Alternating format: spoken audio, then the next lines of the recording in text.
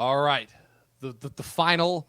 I don't even know how to start this episode. The final penultimate episode. Like I said, these are always my favorite episodes to cover, but this is probably the first one of these where I was really actively not looking forward to covering it for a lot of different reasons. Pat, I don't even have that much of an extended intro. What do you have to say before we get this started? Hey, listen, Dom. I think you and the Talking TV family that's talking Thrones with us here tonight really wishes copyright wasn't a thing, because we could totally be singing Ring My Bell like all the time. Oh, Like we could have, an hour-long episode making parody music about this, because listen, that's all it's about. Tyrion, we got to ring Tyrion's bell. We have to ring all the bells, all the bells, exactly. and just then completely disregard them. So all of that and more on today's episode of the Talking TV podcast.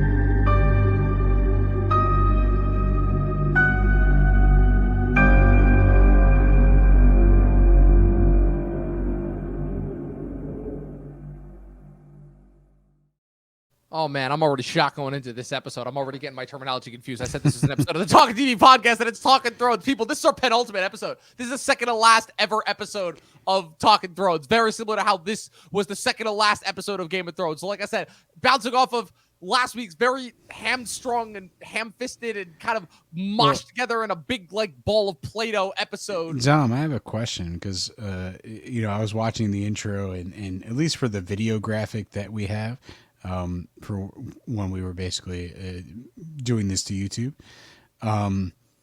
It says winter is coming, but I haven't seen a frame of winter since. Winter's kind of come and gone. It's a long night. It really was. Yeah, everything is just super sunny here. I feel like, the Night King controlled the weather. Is there now only three seasons? Three seasons of Westeros? I don't know. It was kind of weird. It's like, because, we can assume that there have been other winters before, but those were all while the Night King was a thing, because we can assume that he's just been, it's just one of those things that just constantly makes me think about, like, everything because the Night King has been around for thousands of years since the first men, but it constantly makes me think of, like, oh, man, as far as the timeline of events, before the Targaryens got to Westeros, it's like, what was the Night King doing when he was just sitting there? Like, what was it just he knew he couldn't figure out a way to get through the wall? Like, was that it, But maybe it was once he sensed that the dragons were coming back into the world, that's when he decided to make his move. Like, I don't know. It's I guess it's fall gives way to spring, which gives way to summer in the new Westeros. Like things have changed now that we have offed the Night King. Listen, here we are. We're at the episode. This is the epic that pretty much ends the series, right? Yeah, as if the negative reactions weren't already apparent enough. Like I said, things were already starting to not go in the show's favor when by the time we got to this episode. Like I said, people had lost a lot of faith after, again, the darkness of the long night, and then Arya coming out of nowhere and killing the Night King. And they were like, okay, but we still have Cersei. So the Night King arc is resolved, but we still have Cersei. Okay, we'll see how this goes. Then in the last episode, we have them going from this really awesome, amazing funeral sequence, this really great kind of last hoorah that a lot of these characters are going to have together, to then just them falling over backwards as far as trying to make up for plot convenience after plot convenience in order to just, again, hamstring and thrust the characters into positions where they need to be going into this episode.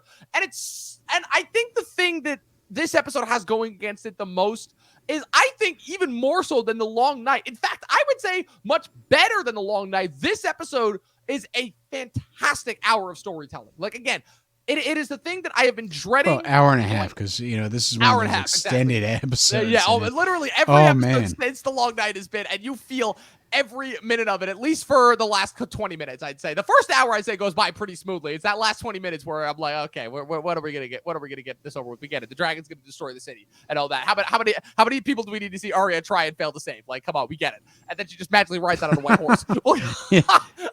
Hey, listen, that white horse comes from a very specific movie universe, and we'll get to it when we I get have to the end. no idea which one. You're probably gonna have to. Yeah, it's a little tease. Stay tuned to the end of the episode, and the I'll point reveal being to you is- where I think that horse came from. The point being is that I had some very conflicted thoughts coming out of this episode because it was one of those things where I was still trying to process just what it was that I was watching. I've talked about the fact that I'm like, I feel like this episode came at like a really weird time in my life, mostly because I kind of ended up in the hospital for a strange reason, literally like a couple days after this episode aired. So I often like kind of always am going to have that like kind of inherent PTSD in my mind as far as like just the visceral reaction that my body gave to watching this episode, because never before have I seen something that has left me so conflicted after watching, where I'm like, that was so breathtakingly amazing, invigorating. Like, you understood where it was going from start to finish. Like, it was really well set up. The action was amazingly well delivered. The acting was unbelievable, just as far as like kind of the characters, again, having to act with solely facial expressions and very few words. There's not a lot of dialogue in this episode. But on the flip side of that, just being like, how they just utterly betrayed almost every single character that we see. Almost every single character that we see whose primary arcs are resolved in this episode suffers a betrayal, a major character betrayal that just seemingly undoes years of development, where, again, Daenerys, again, goes full-on berserk after being set up for supposedly a couple of episodes, but really only just the last episode.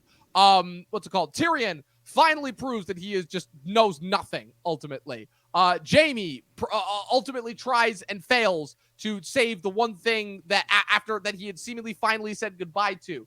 Where do I go? The Hound. We finally get the Clegane Bowl, but at this point, like, what does it even matter? Like, who cares?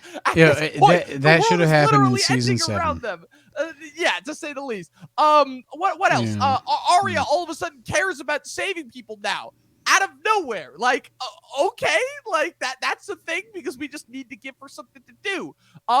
Jon is literally to the point now where Jon is too scared to do anything to Daenerys. Like, he doesn't love her, but he's still gonna fight for her. So Jon is just completely operating out of fear now. You know, like, I mean, we'll get to Jon. Jon's role in this episode is kind of, I think Jon gets a lot more credit than he deserves. And for me, probably straight up the biggest character development, which I feel like is kind of strange considering that I feel like before this season, people would have looked at me like I had 3 heads on. But now I think surprisingly enough, of all the characters who I feel like are portrayed in this episode, the one who gets the biggest portrayal is Cersei. Because after everything that we were talking about in the last episode, where, again, Cersei has just committed the ultimate act. Cersei has set the stage. You know, Daenerys has given her every single opportunity, but Cersei's gone out of her way. She had Euron inexplicably kill one of her dragons. Stupid as the moment was, it still accomplished what it needed to do. And then she killed Missandei right in front of Daenerys, basically saying, "Look, we know what's about to happen. Let's do this." You know, like I said, like a big boss fight. But instead of it's Cersei is like a video game character. She's like Dr. Wily waiting in his palace, watching as Mega Man goes through all the robots. The fact is, she doesn't do anything. She just kind of like, oh, that's interesting. Dragons blowing up the place. Crazy. Almost like every single character before this that was interacting with the dragons told me this is exactly what was going to happen, and yet somehow I'm still surprised that it does. Yeah, but it's sort of maddening that, you know, she does this big gesture of killing Missandei. Right. And then she just, you know, sits there and just watches her reign fall apart. She does nothing. She tries nothing. You know, she is nothing. You know, Literally.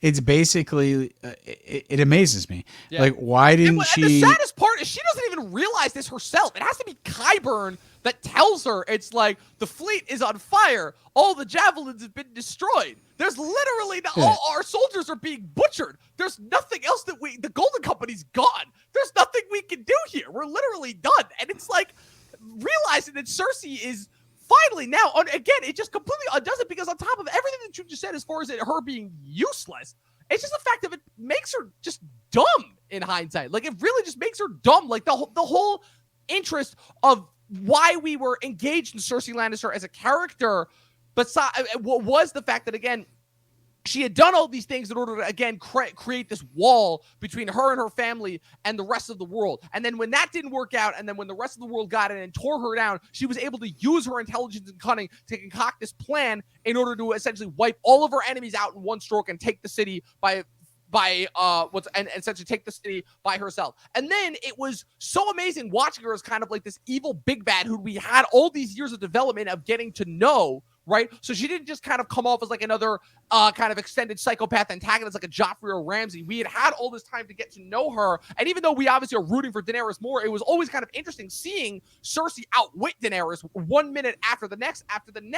And I think what's kind of the most confusing about the turn of events that happens in this episode, specifically near the end, is the fact that Cersei like I was talking about in last week's episode, Cersei, this is technically exactly what she wanted. Cersei, again, in our minds, right, the intelligent Cersei listened to what Jaime said last season and is going based off her word, where she says, look, if I have to choose between surrendering and dying or fighting and dying, I'm going to go down swinging. Because like we said, her whole goal since Daenerys first came to Westeros last season was that, again, show that Daenerys is make Daenerys out to be the foreign invader, you know, even though 100%. Even though Cersei had already committed all of these despicable acts against her own people, she still kind of had that edge. And for the most part, it was working. And based off of all of Daenerys' actions in this episode, Cersei wins. Cersei gets the last laugh, you know? Daenerys ultimately proved that she is the foreign invader that has come to destroy the city that everybody was fearing that she was going to do. And what I want to add to this is a little bit of more fantasy booking. We only have 2 more episodes where we can definitely one do episode this. after this, but the beginning of this episode starts with Varys, right? And he's writing letters about, you know, oh hey, Daenerys is not the true heir. It's really Jon Snow, who is actually, direct descendant, and he's a Targaryen, and he's, setting the ravens off across the realm, presumably, right? He's the master of whispers, so he's spreading this around. What could save Cersei's character in this episode is, hey, Qyburn, we just got this raven from Varys, your children that you've usurped from Varys are, a mainstay in King's Landing. Take this information, say it's directly from Varys, and go spread it amongst King's Landing. And then jump cut to, Daenerys kind of takes the city, and maybe she lands the dragon amongst the people, and the people sort of do what they did to Cersei and like shame her with all the rotting vegetables and all that stuff. And really just how despicable the people of King's Landing are is really what pushes her over the edge to really start burning it down. Because now you have Cersei as, taking an action in this episode. Yeah, she hears about Varys being murdered. She leverages that to like turn all of King's Landing against Daenerys. They're already against her, but they make them vicious. They make them want to pick up weapons and fight. They're not they've been weaponized. They're no longer just passive innocents. In Daenerys's eyes, they are a threat. And then you still sort of bounce the line of like her snapping versus her also legitimately thinking they're a threat. You didn't give us enough as an audience, I think, to warrant the whole like she's the Mad Queen thing. That's just speculation by I think some viewers.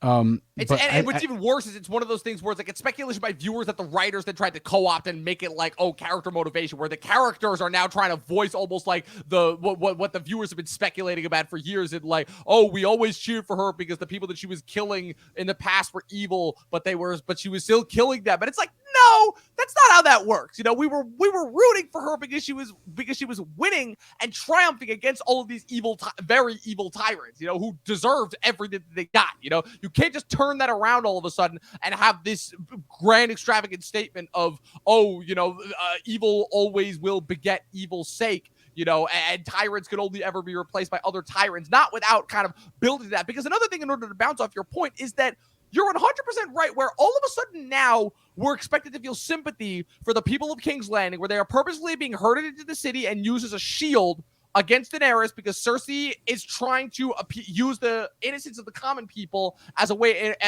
as a further test against Daenerys in order to see just how far she'll go. But it's almost like the show is trying to make the viewing audience forget that these are not exactly the most likable or savory people. These are the same group of people. This is the same city that started a riot back in season 2 that had to be calmed down and cajoled by the Tyrells and the massive amounts of grain that they were bringing into the city in seasons 3 and 4.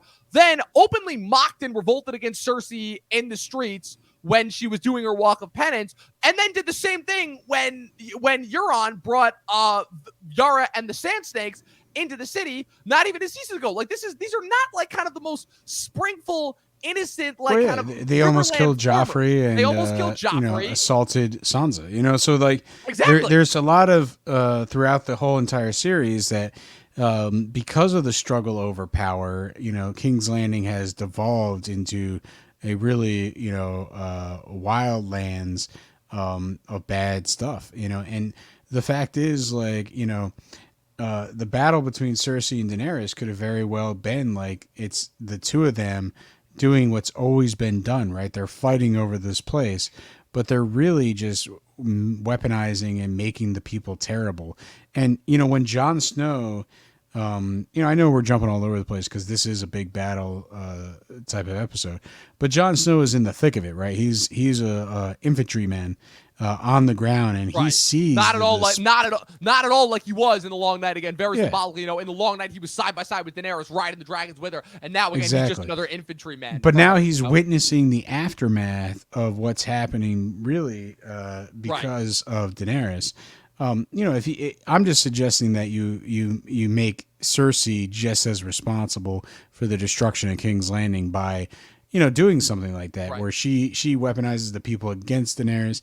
It really harms her and affects her mentally. Kind of that's the breaking point.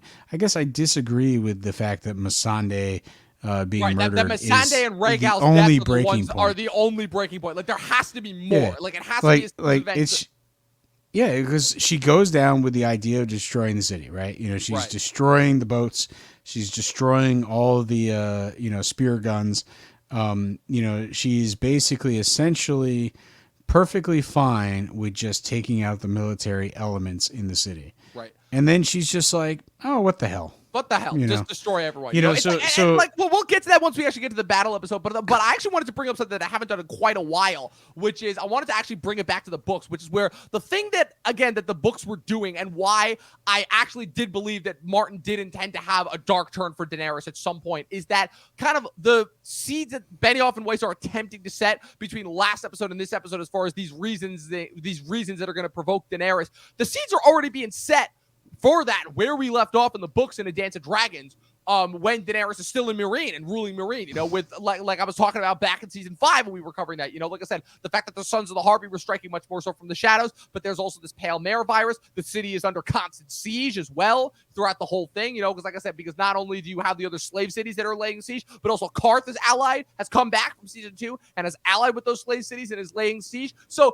Daenerys, the seeds for the Mad Queen are already being laid at that point in the books. But like I said, and this is another thing as to why I'll go back to season 5 as being problematic, is because I do not think at all they did a good job of starting to set that up. But at the time, that was understandable and forgivable because they also had a lot of other things that they were attempting to focus on. But like I said, season 5, we've already talked about kind of what a lackluster season and kind of what a letdown that was. But in order to kind of add to a little bit of the fantasy book, and like I said, we'll get to a lot of the stuff that happens in the battle sequence later on, but kind of going back to the Varys point as well, so the moment when Tyrion, kind of sells out Varys to Daenerys, which again is a moment that he almost instantly regrets, but again, it's more further character betrayal for Tyrion because Tyrion obviously is between a rock and a hard place, but the whole impetus for for Tyrion selling out Varys is the fact that he sees Varys meeting with Jon, and he immediately knows that what Varys is talking to Jon about once Jon arrives on Dragonstone, but also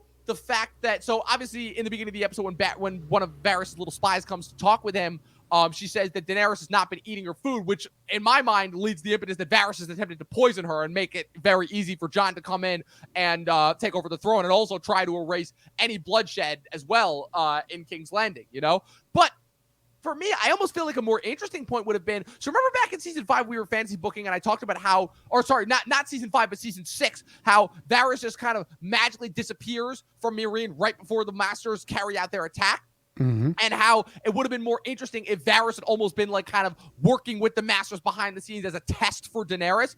How much more interesting would it have been if that series of events had played out? Tyrion knew about that, but was kind of holding that in his back pocket holding that in his back pocket as far as if Varys ever did anything out of line. And imagine if he brings that information to Daenerys, Because at this point, it's almost like, I feel like Daenerys is almost waiting for somebody to betray her. Well, the way that she's just so easily matter of fact, it's like, oh, Varys betrayed me. What a surprise. You know? I like the idea that you're going back that far to one of our kind of fantasy booking sessions and saying like, hey, maybe Varys ran this test. It really is a betrayal of Daenerys, but Tyrion and him conspire to keep it secret. And then that's really what leads to his execution here, because I was watching this episode and, it's like Jon tells Sansa, who tells Tyrion, who tells Varys, and Varys can't handle the truth anymore. Right. And it's like, that doesn't seem like really a legitimate reason to kill Varys, right? Right. Why is it like an hour later when Jon's seeing all King's Landing people being slaughtered, he has an issue with it? But when Varys is burned alive in front of him, and again, amazing shot. Well, what does she say? We gotta talk about the cinematography of this episode. Can we just talk about like, hey, Jon, meet me up at the stone at midnight. We're gonna burn Varys alive. Oh, what for? Right. He just got there. Varys was the one that was broaching the idea to him, obviously, about him being king, and kind of cluing him into the fact that he knows. But it's like, come on, Jon's not going to sit there and pipe up and just be like, listen, yeah, he was going to tell people, but throw him in prison. Stop. We'll stop him from telling this. That kind of brings me into, again, kind of the problems that I have with Jon in this episode, where Jon starts out this episode of being intimidated by Daenerys, but still is allied with her. Where again, it's such a problem because again, it's only been like what, 2 days, 3 days, something, a week, not even since the long night. We don't know how much time has passed since the long night, and already he's gone for the gamut of, oh, I'm madly in love with her because we survived this thing and she brought her armies north and she saved us, to now, oh no, I'm completely terrified of her. I have no idea what she's going to do. She's completely unpredictable. Like all of that in such a short period of time, like. I'm thinking that this is meant to be sort of a parallel to Ned Stark, like Ned Stark doing the honorable thing. And the honorable thing here is that, she agreed to bring her armies north and fight the Night King and save humanity.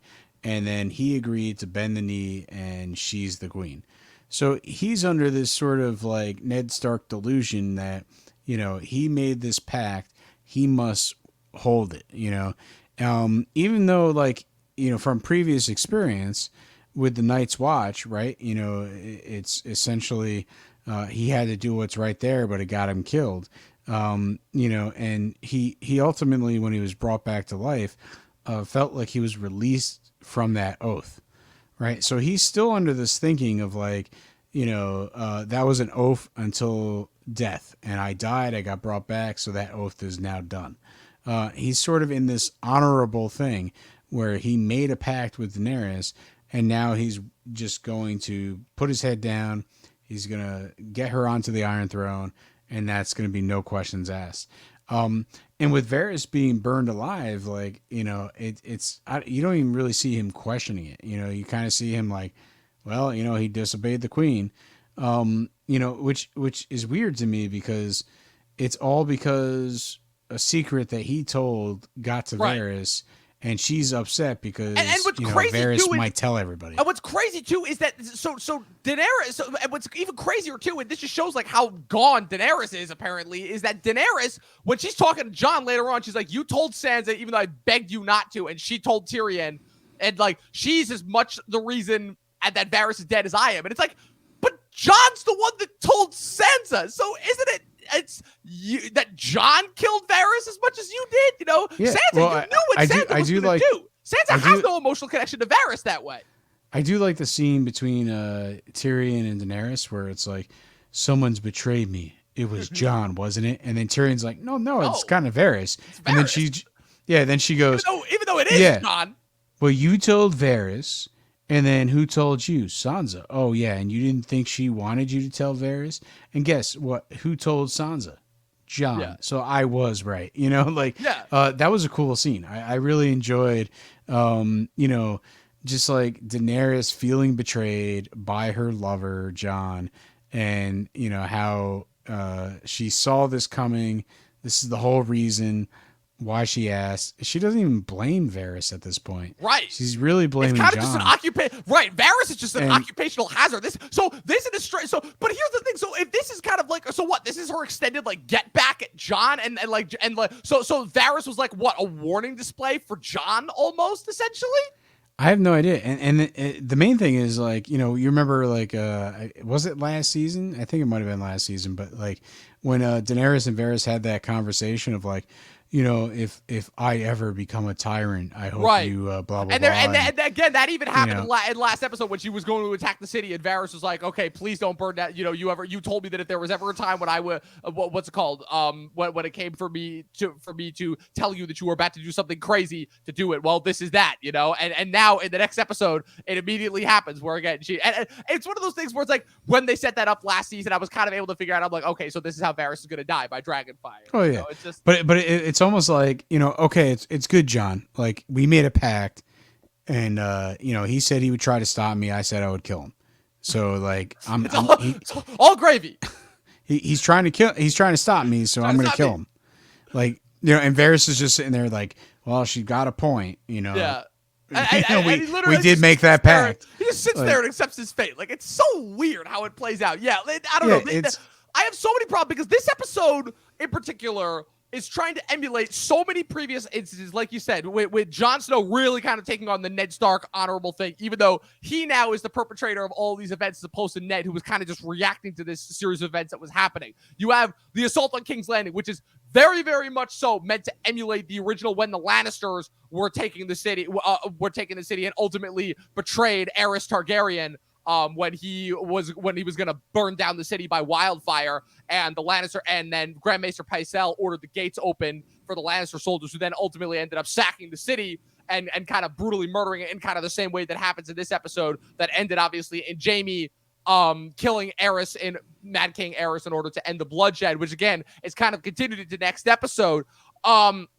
So there's a lot of that, but I think the biggest thing that's missing is that all of those, again, played out like events that happened for a reason. And here it's building off a series of events that feel rushed, that feel like half-assed, that don't feel like well built to or well earned. Like the whole thing that was so amazing kind of about the Lannister twist and kind of Jaime's thing is a twofold thing. One, the fact that Tywin, being the strategic genius that he was able to foresee that Robert and Ned were winning the war ultimately. I don't remember after the Battle of the Trident and Robert killing Rhaegar. So that ultimately led to Tywin kind of pulling the Walder Frey decision and kind of picking the winner at the last minute. And then as for Jaime killing Aerys in order to end the war, not only was that self-preservation because because Aerys had ordered him to kill Tywin, but also because of the wildfire and everything. And he knew that killing Aerys would ultimately spare what was left of the city and what was left of, obviously, at the time, his family. But here it's like I said, it's the fact that Daenerys, oh no, her dragon died. Oh no, her closest advisor died. Oh no, she was betrayed by her lover. And so now everyone is going to die just out of nowhere. It's like, you know what? Like, it doesn't really... It's like, I'm not opposed to, like, I like the start of this episode, right? You know, Yeah, it's a like, great start. you sort of reveal Varys as like betraying her, and you know, she's got to make, you know, she makes a choice, and Tyrion has a tough time with it. You know, Jon, I have no idea, like, he kind of seems to be going along with it. You know, whatever. We don't really get an emotion. I don't really remember a emotional response. He's kind of just there, you know. But Tyrion has the whole thing where he like grabs his arm and Right. and pats him, you know, like slaps him on the buttocks, like, you had a good run, kid. You know, like, so like the main thing is, you know, there was emotional connection between the two of them. Whereas like Jon doesn't even look at Varys, look at Daenerys and be like, man, this is awkward. Man, this is weird. Yeah, so he's kind of along for the ride as far as I remember. But like the main thing is, I don't mind the whole idea that Daenerys is like cleaning up her ranks. You know, this is like that something that is seen as a betrayal on the eve of war, is a great opening to this, right? You know, and it's also like she's like eliminating the sort of like tethers that are keeping her grounded. Right. You know, basically, she's hanging out with Grey Worm in this episode, and Right. it's like, The last of her Essos advisors, who is almost yeah, she's almost kind of purposefully hanging out with him, knowing that he is the only one besides her that probably wants to kill every single person in that city more than her, because obviously because of his emotional attachment to Missandei. I think and I think like that's I said, really what helps this episode is because she Grey Worm's got the has best arc of the last couple of episodes. It's kind of nuts, honestly. but she has essentially like the slave collar that Missandei kept, you know, for some reason. And, you know, now that she's dead, it's like this is one of her valuable possessions. It means she was free. And Grey Worm just grabs it and throws it in the fire. And, you know, it's like she's gone, you know, like, and, you know, he's basically saying in that action, she's gone. You know, we got to stop reminiscing and we got to go out there and get revenge. You know what I mean? There's like this subtle subtext to like his action. And then it's interrupted, right? I forgot who walks in the room to tell him it's like time to go. That's when John walks in, and that's when Gotcha, they have the moment where that's where they have the moment where she tries to kiss him. You know, she's talking about it's like, oh, nobody loves me here. You know, everybody fears me, and then she tries to kiss John. John pulls away, and she's like, okay, fine, so let it be fear. And so this is whole scene where it's like, you know, she's like, you know, really falling into the same emotional spear that Grey Worm's in. And really, it's kind of an us versus them mentality. And so I like the start of this episode in terms of, you know, what's going on. There's tension amongst the ranks. She's, you know, really consolidating, like, you know, her power, are like, you know, essentially she's consolidating by getting rid of a couple people so that she can justify what she's about to do. You know, and it's almost like, is this whole thing in this episode premeditated, or did it kind of come up as a whim? Because definitely it seems premeditated. Like at this point, she's so distraught about everything that she's lost personally since coming to Westeros that she just wants to burn it down. Yes, absolutely. And so with that being said, let's get to it, the actual battle itself. So obviously, like I said, first you have Tyrion freeing Jaime after he's been captured. What's called, you know, he enlists Davos' help. He's like, look, Davos was able to get a boat down there, get into the castle, get Cersei out of there, get to Pentos, start a new life. You know, you know that. But ring the bells. Ring the bells. Okay, so you got to ring the bells. So everyone's got to ring the bells. So that's my question. So he is like essentially begging Daenerys. He is begging Daenerys at this point. He's like, please, it's like at the very least, the common people do not deserve to suffer. You know, again, your whole thing, spiel. I'm surprised he didn't bring up the wheel. You know, he's like, your whole thing since you have been getting here is breaking the wheel. If you kill the people, you are just another brutal tyrant. I'm surprised that he's not using that rhetoric at this point. But so my question is, do you think that she ever had any intention of asking him to do that? Like, because I mean, I'm assuming because the whole thing is that they were probably expecting to win the battle before the bells even got rung. So his whole thing is, you know, if the bells are rung, then the battle is done. The Lannisters have surrendered. You know, we can take the city by peace. Nobody else has to die. Do you think she ever had any intention of actually doing that? No, I don't think so. And I just think the obsessive amount of times, like, remember when he's standing outside and the walls of King's Landing, and it's John and I believe it was Grey Worm as well. And he's just, John, Grey Worm, Davos, they're all standing there. Like when she busts through the wall and destroys the Golden Army in one fell swoop. Yeah, exactly. But he's like, if you hear the bells, guys, like, just stop it. And he's promoting this to everybody and anyone that will listen, you know, even if they don't want to. You know, Tyrion is really beside himself because he knows what tragedy he's trying to avoid. And he's kind of powerless to do anything about it. You know, it's going to happen. And I think he's in denial. for the whole It episode. wouldn't surprise Like, me, honestly. It's the only thing that makes sense about his character is the fact that he is in denial. It's the fact that he let Varys die, knowing exactly what Daenerys was going to do, and he deluded himself into thinking that Daenerys was actually going to not burn the city to a crisp. So I 100% buy into that. And so I mean, so we get to the. what's the last thing that Varys said to him is like, I hope I'm wrong. And it's like, dude, like, I'm about to watch you get burned alive, and I know you're right. I know you're right. Like, come you know on, what I mean? again, Like, Tyrion's unwilling to do anything about it's it. almost Tyrion has realized, oh wow, I've been a moron for these last couple of years, and now I'm just in denial, and now I'm just trying to think, oh yeah, I've made all of the right decisions here, even though, again, like I said, it was ultimately the writing that betrayed Tyrion. Well, listen, this thread makes total sense because, Tyrion and Varys are kind of the advisors that are supposed to basically steer Daenerys in a certain direction. And they failed, right? Daenerys kills one of them. The other one is like afraid that he's next if he doesn't sort of get on board. He's pleading. And then after a certain point, he is next. Yeah, he's pleading about the bells. And literally, everyone has talked to Jon, and it's like, yo, Jon, just be on the up and up. You're the only one that could stop this. And he's just like, no. The honorable thing. So my queen.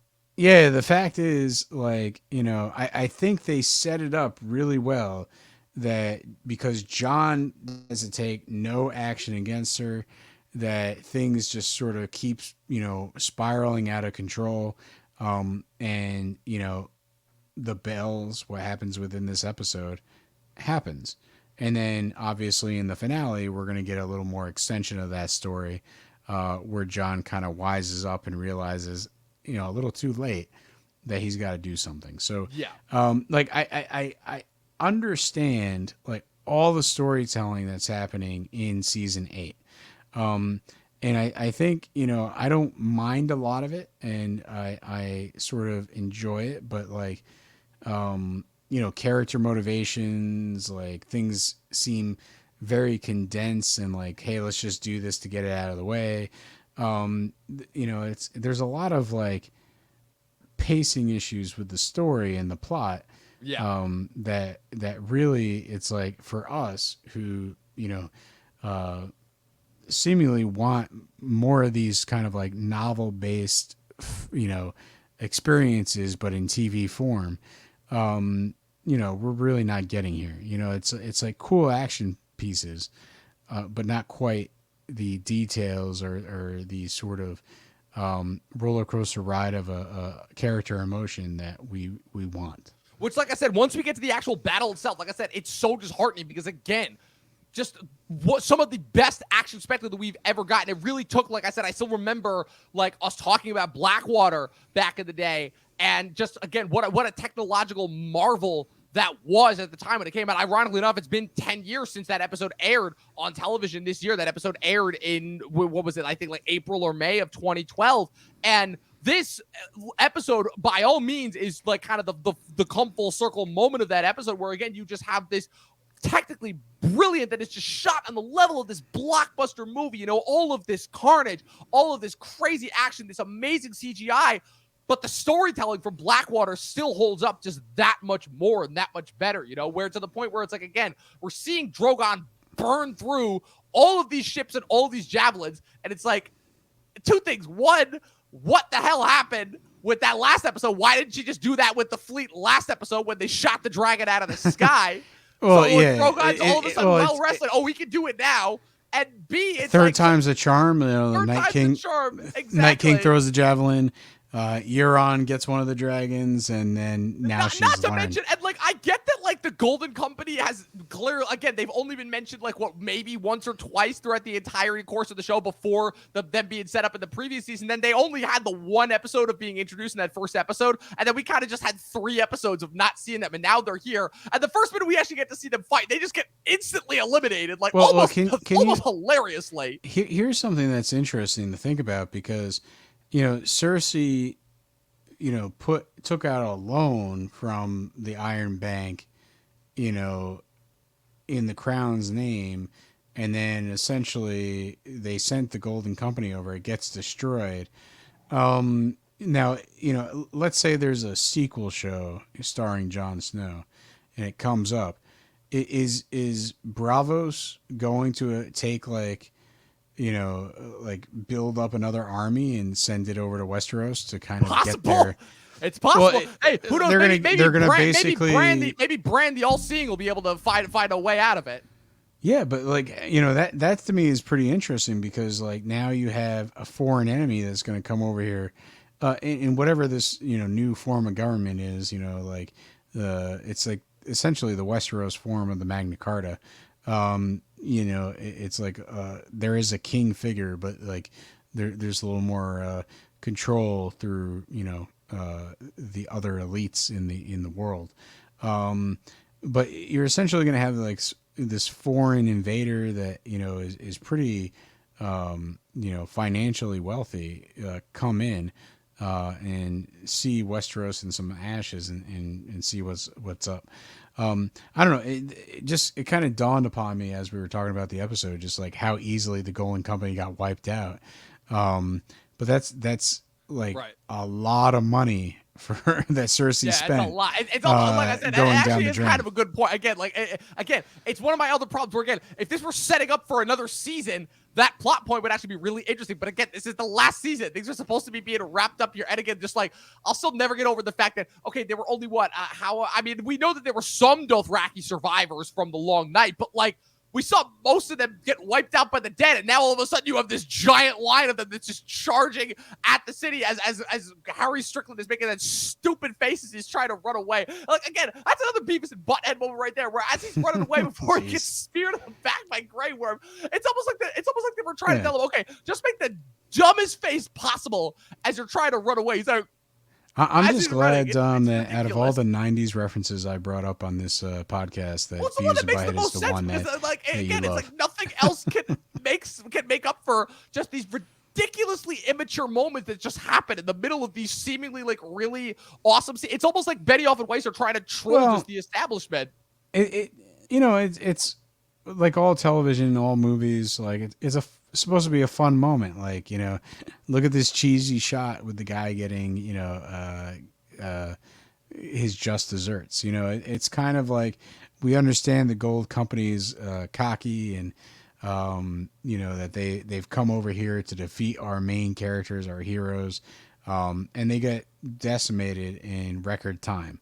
You know, so it's you know, a counterpoint, a juxtaposition of that allows us to smirk a little bit. Yeah, for sure. So, like I said, we pretty much talked about the rest of the episode. We know how it goes, all the problems that kind of come with it. But like I said, they take the city very, very easily, like almost with no problem. Actually, again, it's a constant point that's brought up where in the last episode, Sansa was all like, "Oh, the Northmen, they're tired, they need to recover," and then they take the city with literally no problem. And it's like, wow, those Northerners are not at all tired. No, again, I find it interesting where kind of even though Daenerys was moaning about how the rest of Westeros doesn't love her or respect her like the Northerners clearly do, and they are clearly like ready for blood because they are just ready to dive tackle and kill as many of the King's Landing as they can. Probably a combination of, again, just being battle crazed and also like having this built up years of resentment towards the Lannisters for the amount of dishonor and crap that they took from them, and now they finally have their chance to pay it back and forward. But they take the city, the bells are rung. Daenerys is like, fuck it. Cersei doesn't get to win that easily. Things break loose. She has the dragon take off. Grey Worm throws the spear. It turns from a battle into just a slaughter fest. And I will say that, like,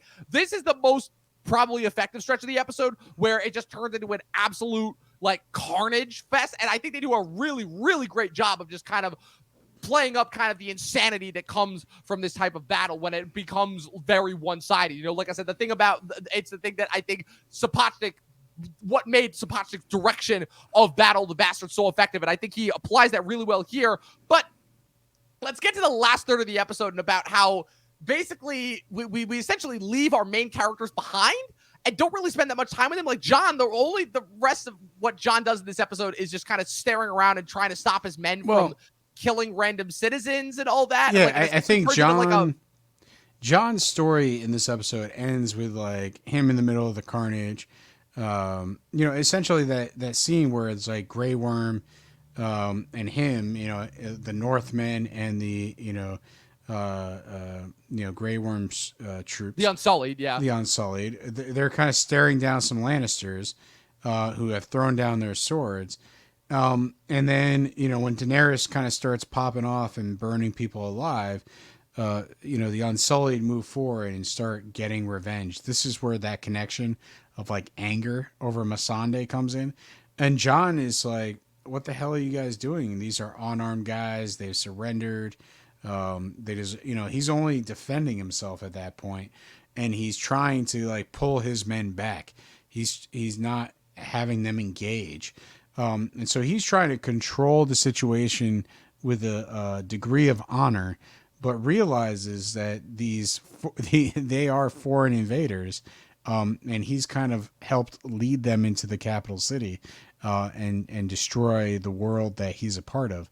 So, like, I think he was kind of blinded by the whole Lannister Stark thing, and the Night King and all this, like how big the scope of events got, that he really forgot that, Daenerys, is a dangerous character and needs, maybe a little bit of a check on her power.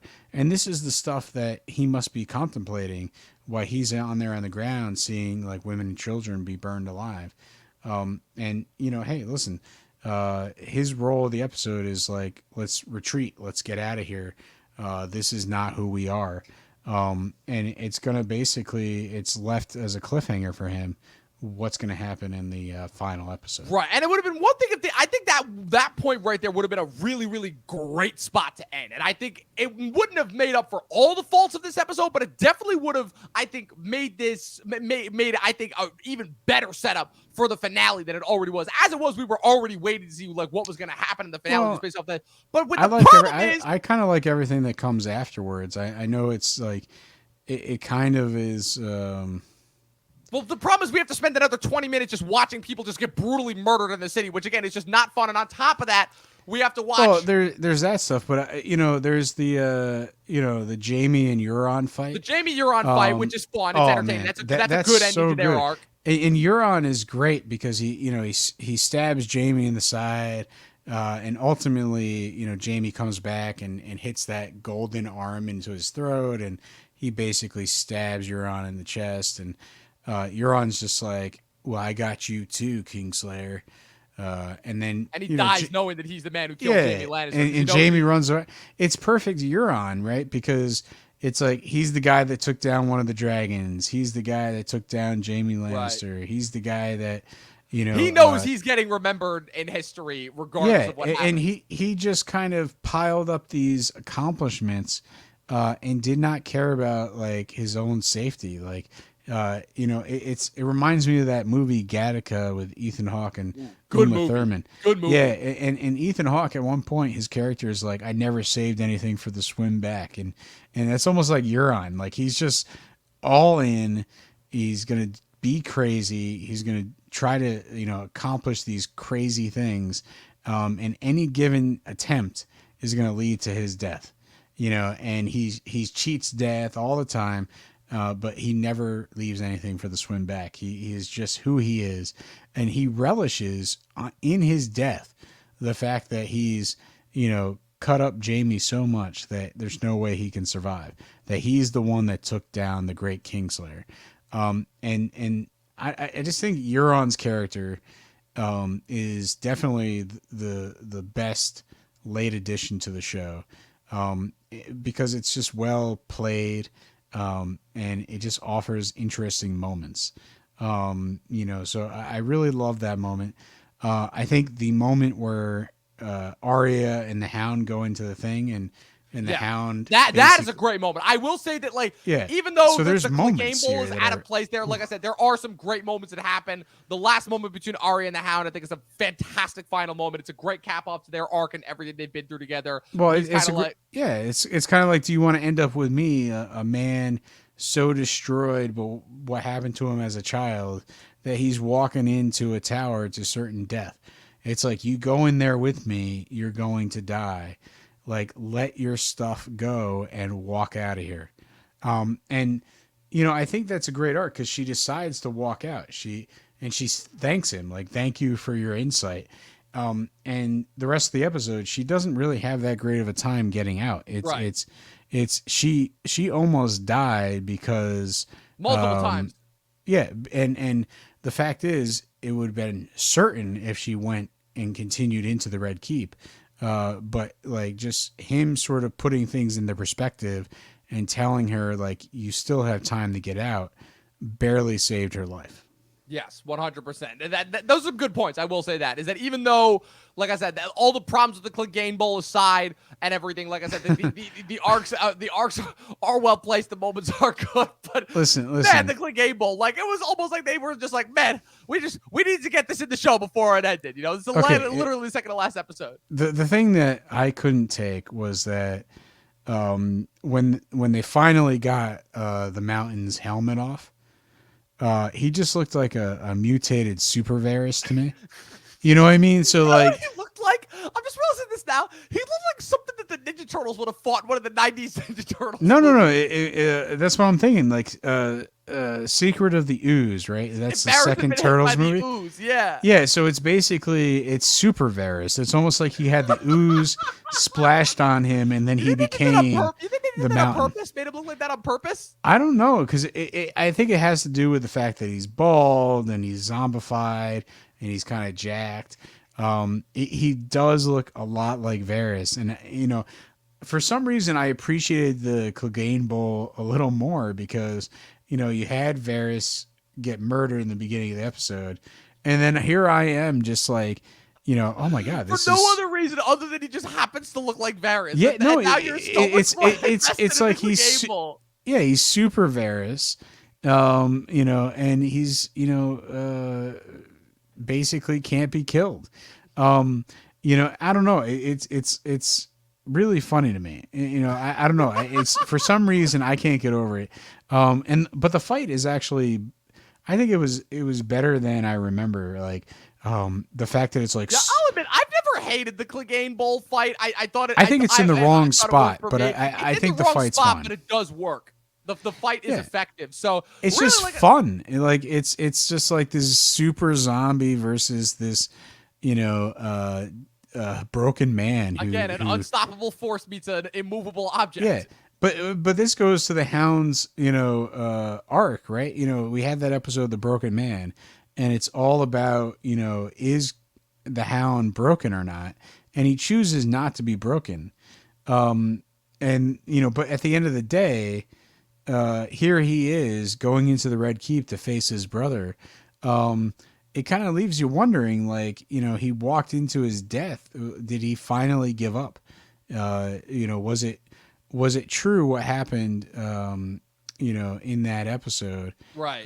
Was he truly broken? Can the broken man ever truly be fixed? As we saw, like you said, Ian McShane's character, Father Ray, chose to stay broken and died as a result of it. So exactly, it's a pretty interesting, good turnaround there. Yeah, so I think it's one of those things because you know that whole moment with Arya, right? You know, it's like, hey, you know, it's like, do you want to be broken like me? Yeah. And you know, it's almost in a strange way, kind of reminiscent of, even though I know you weren't a fan of this movie's ending, but it's kind of reminiscent of a lot of the things that I feel like 2020's Promising Young Woman was trying to get across. This idea of, can somebody ever truly get over this trauma that has been done, maybe not to them per se, but to someone close to them. You know, obviously, you know, it's different, kind of different strokes per se, but I feel like that movie kind of raises a lot of the similar questions where it's like, that movie, if no one has seen that in the Talking Thrones audience, like go watch Promising Young Woman. It's a fantastic movie. Like I you know, yes, I did bring up some qualms with the ending, but it's still good, you know, from start to finish. It just could have ended a totally different way, but I think it still works. All right, tomato there. So like I said, so the two really moments left that I really just want to talk about before we get to our top 10 list. It's going to end this episode. Jaime and Cersei dying. So Cersei breaking down and kind of realizing that, oh man, I brought all this upon us. You know, I want our baby to live, you know, all that is like, I want to survive. And it's like,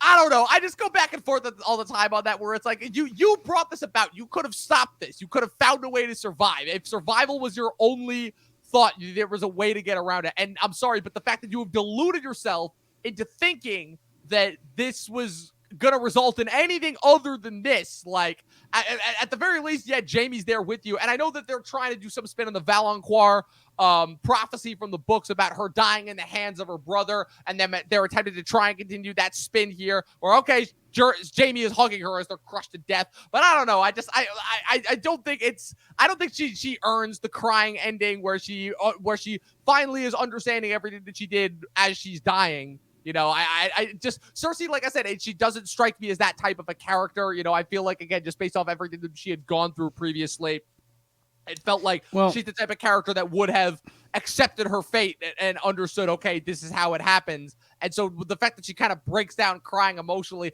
I'm not saying that it comes out of I'm not saying that it's undeserved, but I'm saying that it doesn't feel well built to based off of everything that we've gone through with Cersei at this point. You know what I would have, I think I would have enjoyed. You know, we watched Cersei sort of looking on, seeing the city being destroyed. Jaime gets in the castle and he's looking for Cersei. Like, obviously she has now started to leave. And you know, we think that she's sort of like trapped, you know, and Jaime kind of stumbles upon her and like grabs her shoulder. And then it turns out that, you know, they are trapped. Qyburn and, you know, Cersei came up with a plan to have like an imposter, you know, like you know, basically like a lot of high profile rulers do.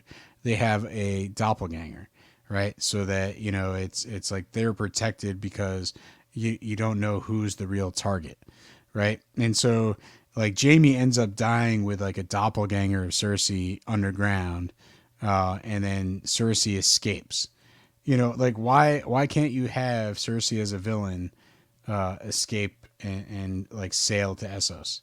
You know, her reign is over, but she didn't have to die. Right. She could have sort of lived in exile. I can only imagine like what a twist that would have been if you see if you saw that shot right of Cersei walking into the map room as it's crumbling around it, but it's from Jaime's perspective, and Jaime crawls up and he turns it and he sees the woman and it's not Cersei, and next thing you know everything crumbles on top. That would have been a really interesting but twist like Jaime's whole thing would have been fruitless, you know, which would have been sad. Cersei would have sort of like you know, to a certain degree outsmarted Daenerys, but you know, she would end up in the spot Daenerys was in at the beginning of the series. And so she's, you know, sort of like an outcast. She doesn't have her, you know, title, her wealth, any of that stuff. She does have a claim to the throne. And then, you know, the next episode you could still have Jon and company set things straight and get Daenerys out of the picture. But you know, there's this whole, at the end of the series, you know, you have one of the bad guys, still at large in the world. And who knows, you know, anything could happen, you know, years after this series. Like you could she could be, you know, have that child, the child could sort of go on a same Daenerys like quest, you know, and you know, it's not something that you would ever show. You would ever have a spinoff or anything like that. But you could have totally just given us as the viewer a little bit of breathing room to be like, you know what, you know, sometimes evil, no matter what, kind of can get away with things.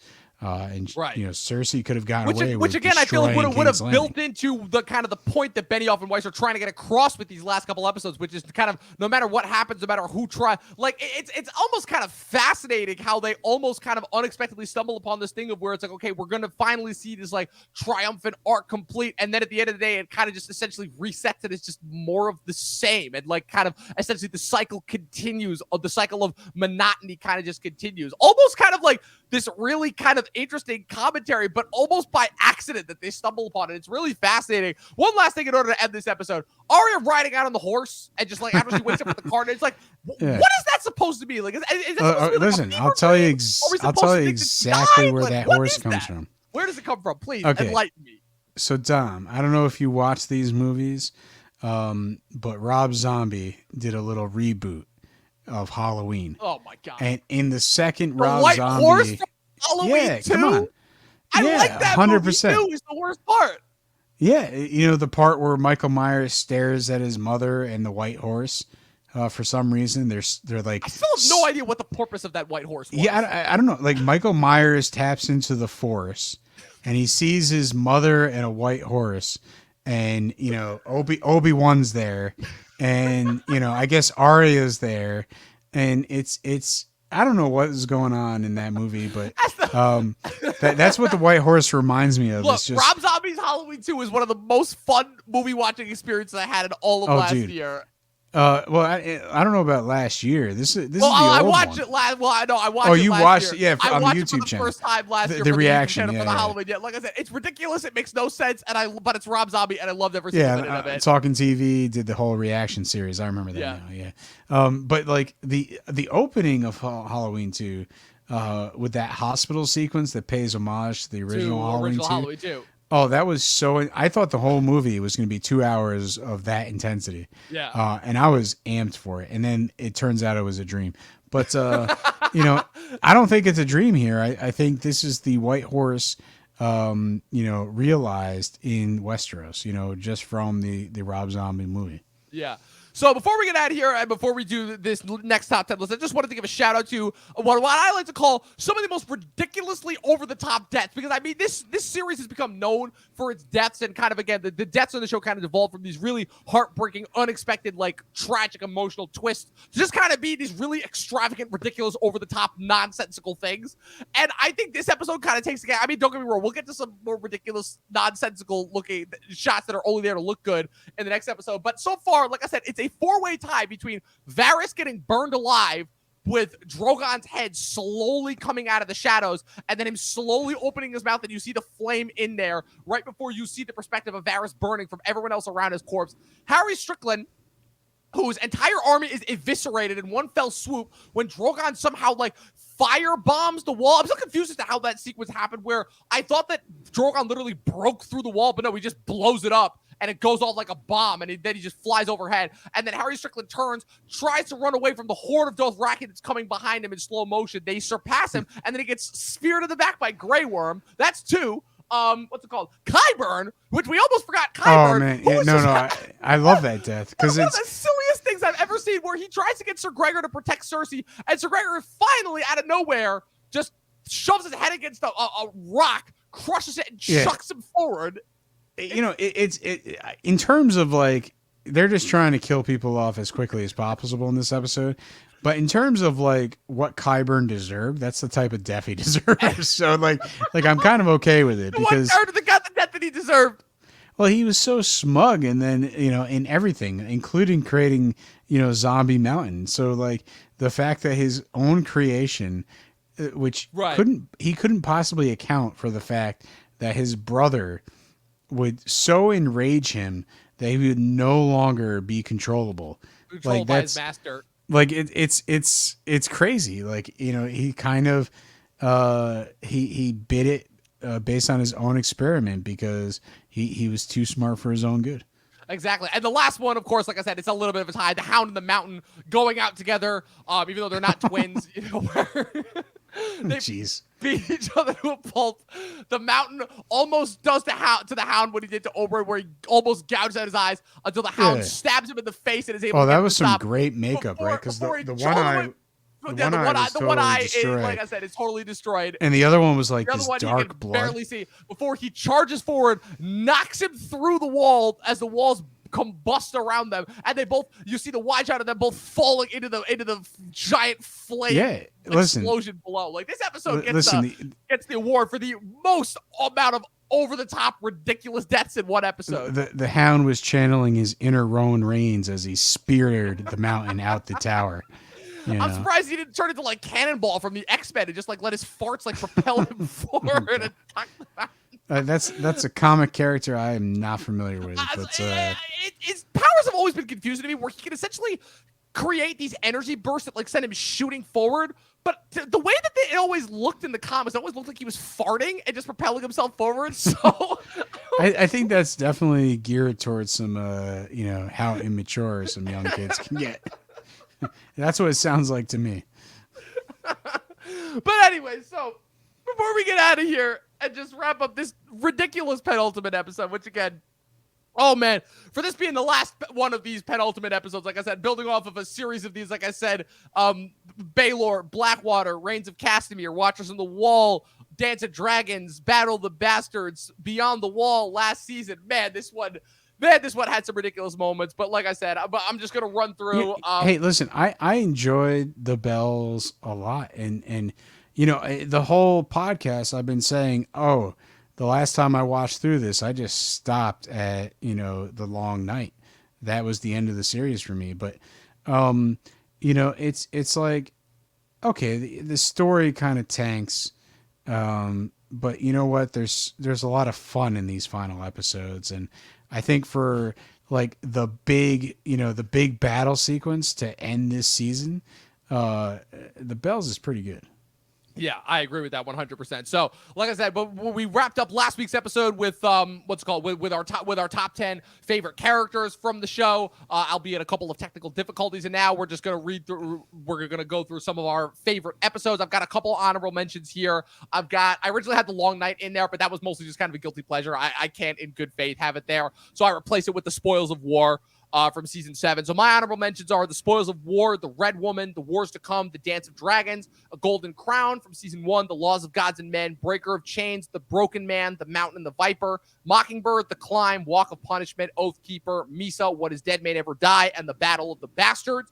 And then my top 10 favorite episodes of this show after having completed the show in its entirety for the second time, surprisingly enough. I've been through the show a couple times, but I never watched it through in its entirety, 1 through 8, until this rewatch that we did. And I can safely say that my 10 favorite episodes are, I'm not going to go to my reason. I'm just going to kind of give the description. So my number 10 is The Queen's Justice, or famously the episode last season where Jon met Daenerys and Cersei had that great sequence where she was torturing Ilaria. My number 9 is Baelor, the episode where poor Ned Stark lost his head way back in season 1.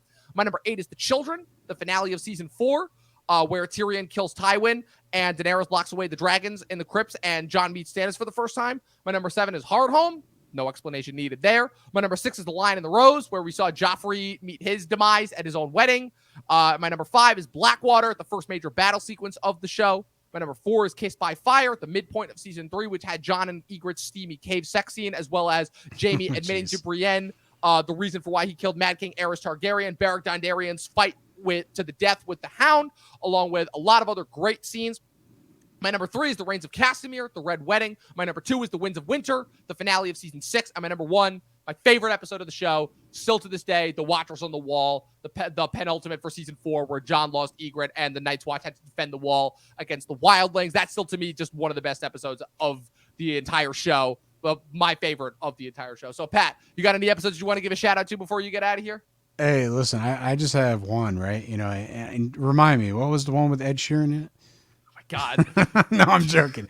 I swear to God, this is all you. It's I'm done with Ed Sheeran. For me. It's I don't know. It's really difficult. I just enjoyed the show. It's one of those things where well, I was just thinking of standout episodes, amongst the show. What are some of the moments some of the episodes that we really enjoy? If I was just gonna pick one of these episodes to just watch. But it's kind of I just I don't like putting things in lists because it's the whole idea of oh, this one's better than the other. That all that kind of nauseates me. It's there's a lot of good episodes. There are. It's a lot of good episodes. I had 20 honorable mentions. All the battle episodes. So you got, Blackwater. You got the Battle of the Bastards. You already mentioned Hardhome. Watchers on the Wall. The Watchers on the Wall. The Long Night, the Bells. Those are good episodes. I didn't tune into the Bells to see, this amazing arc of Daenerys snapping. I just tuned in because it's a fun action sequence. It's an hour and a half of just stuff happening. It's crazy.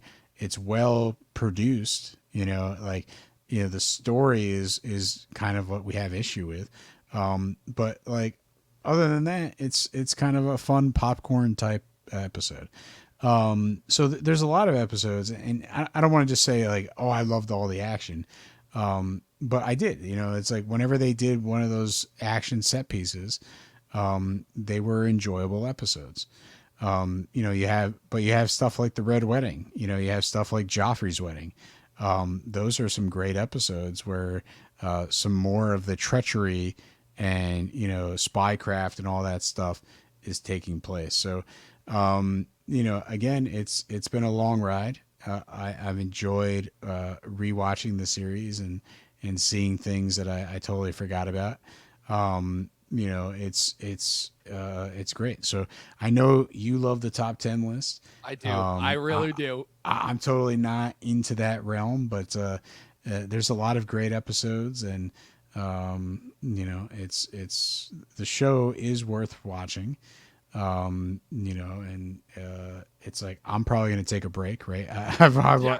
This is my third go through. Multiple times. Yeah, third go through the series, so I think I'm good for a while.